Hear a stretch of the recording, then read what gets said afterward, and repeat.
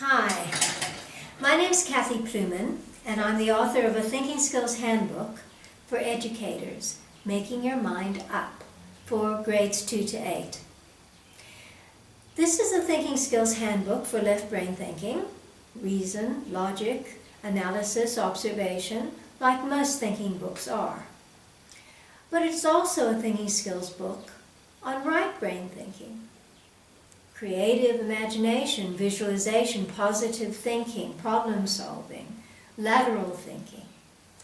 We need both kinds of thinking in the 21st century to reach our highest potentials.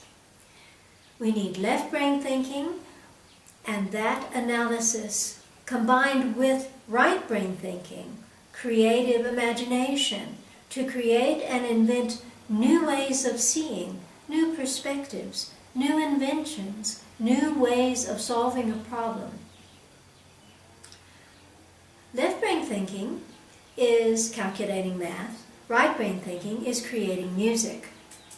Left brain thinking is observing the world and understanding the world around us. Right brain thinking is creating new worlds. Worlds in the Sistine Chapel and great artistic masterpieces and great literature. We need both kinds of thinking in order to create new ways of being.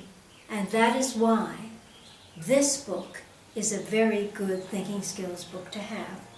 And I want to talk to you about a kind of experiential learning project that I did for a school, which incorporates left and right brain thinking, but it also incorporates experience. It's experiential learning.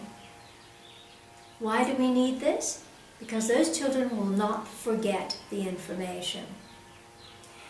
Statistically, they say that we remember 10% of what we read, 50% of what we see and hear, 70% of what we discuss. So discussion is vitally important in the classroom, but 80% of what we experience. Experience is the great teacher. And if we can give our learners an experience, they will remember that material.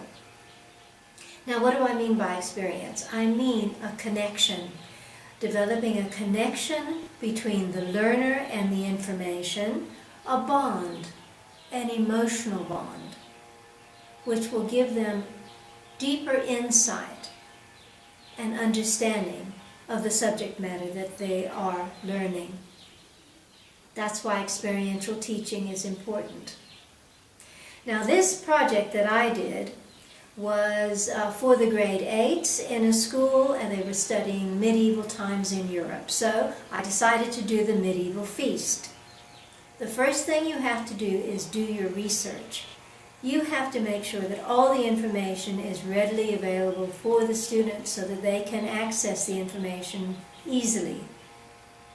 So I decided to do antiquated documents. This is display that heron, dismember that crane. There's a book of courtesy, implements at the banqueting hall, manners for the guest. This is a journal from the comptroller stating the quantities and the kinds of meats for a large medieval feast. This gives recipes for fruit gravies. It gives the staff and their responsibilities at the feast. So you will also need to get a list of vocabulary of words that we don't normally use now, that was used during medieval times, like comptroller, like a nef for condiments, and like subtleties. This is a subtlety. This stag was a wire structure with mincemeat, what we use for mince pies, inside, and then wrapped in marzipan and icing and created into a work of art. The only thing we have nowadays that is like that we still use for banquets is the ice sculpture left over from medieval times. This is a notice admonishing the carver for a breach of etiquette. The carver put more than 2 fingers on the meat when they carved the meat. And this, of course, is the precursor of the fork, because they only had knives and spoons at that time. So this is the kind of information that's fun and interesting and sparks their curiosity. It's nice information to be able to find and discover. So, what I did was this. I got all the information that I needed. I dipped all of the documents in tea. I frayed their edges. I handwrote all the information in so that it looked like these documents could have possibly come from medieval times. And of course, the learners have to suspend disbelief. They know that this is not actual, but they also know that this is a fun project. And so we get their commitment. What happened is this. The students came in and sat down, and I pretended to be in role play as the librarian. I had found these documents in the archives of the library, and I did not know what they were about. I didn't know how important they were, but I know that when they asked for the experts to come and to look and research the information, that we would be able to find the information out from them. So then I went out of role play. I explained to the learners what the project was, what they were expected to do, that they were going to divide up into groups and take one special area of a medieval feast and report on it, and that I would help them in any way I could by coming in and out of character. If they were keen, we would have a go. So I got their commitment. They all said yes, because they were curious. So I went back into role play as the librarian, and I told them the things I had found. I showed it to them so they could see it. I had a picture of a tapestry which I had cut up into different sections according to the categories. I think there were 7 or 8. It's on page 116 of the book, Making Your Mind Up. And the categories included food and drink, food preparation, decoration of the banqueting hall, the name and responsibilities of the staff at the banquet, specialties and exotic meat presentation, discussion of etiquette, and entertainment. And with these categories, I cut up that picture and I put a number on it for the special category they were doing, and they drew a puzzle piece from a hat. So they would know what that group was doing. Then they took the pertinent information and documents to their group, and they studied it and tried to come up with the answers to the questions. I went around the group and I went in and out of character. So I was the helpless librarian, enthusiastic, asking, what did you find? What information have you got? And they would tell me, and if they didn't, if they were struggling a bit, I would come out of character and become the educator, and I would help guide them on the principles of inductive reasoning and how they could make, from a specialized information, how they could draw a generality, because this is an inductive reasoning exercise. So they knew that in dismember that heron, that a heron could be cooked and used as food. From this, this is a ballad that was written by the balladeer for his friend the flamethrower who set himself alight while entertaining at a medieval feast. From this information, they could make the generalization that balladeers and flamethrowers were part of a medieval feast entertainment. So I gave them time. I gave them 2 to 3 lessons to glean the information and to work with it. And then each group presented their information to the class. One member of each group presented the information, and they took their puzzle piece and they put it on the board, and they created eventually the picture of the medieval feast. We had a lovely time. It was very, very fun.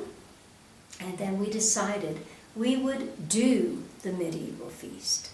We got permission from the principal to use the hall. The specialized group that specialized in the banquet decoration decorated the hall. The group that did the specialties for meat presentation worked with the cookery teacher and presented food and meats and gravies, fruit gravies and things that were eaten at the time. Now obviously we didn't cook cranes and herons and peacocks, but we cooked roasted chicken, and then with the art teacher's help, they dressed the chicken so that it looked like a peacock. And they put it on a platter, and they presented it to the dais table on the night. And the principal was king for the day. Then we did a subtlety. It wasn't as intricate as a stag. It was a hare. But they had managed to do the hare, and they put it on a platter, and they presented it at the dais table. And it looked magnificent. So we all had a wonderful time. We got into costume. We either made our costumes or we hired costumes. We decided we would go outsource to get the entertainment for the feast. So we got a balladeer who played guitar, who sang ballads. We got a fire eater, a juggler, a jester, and we got the school's wrestling team to come and to do the moves and the holds of wrestling as an entertainment. Half of the group waited on the other half, so half the group were the staff who used the proper etiquette to serve at the tables, and then when they had eaten, they switched places so that everyone had the experience of the medieval feast, being someone who served at the feast or someone who ate at the feast. We all had a wonderful time. We had great fun. And those children will remember all of that information, 80% of that information, and they will remember it with fondness and with joy. And that is the kind of learning that we need to give our students. If they can remember 80% of the information with fondness and joy, we are well ahead of educating our children properly. So, I have done quite a number of experiential learning projects in this book. You can get this book online at Barnes & Noble or Ingram, on the website Making Your Mind Up, or on Facebook.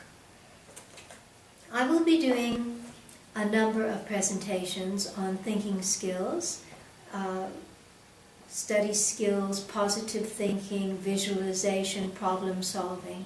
So I look forward to seeing you again. Thank you.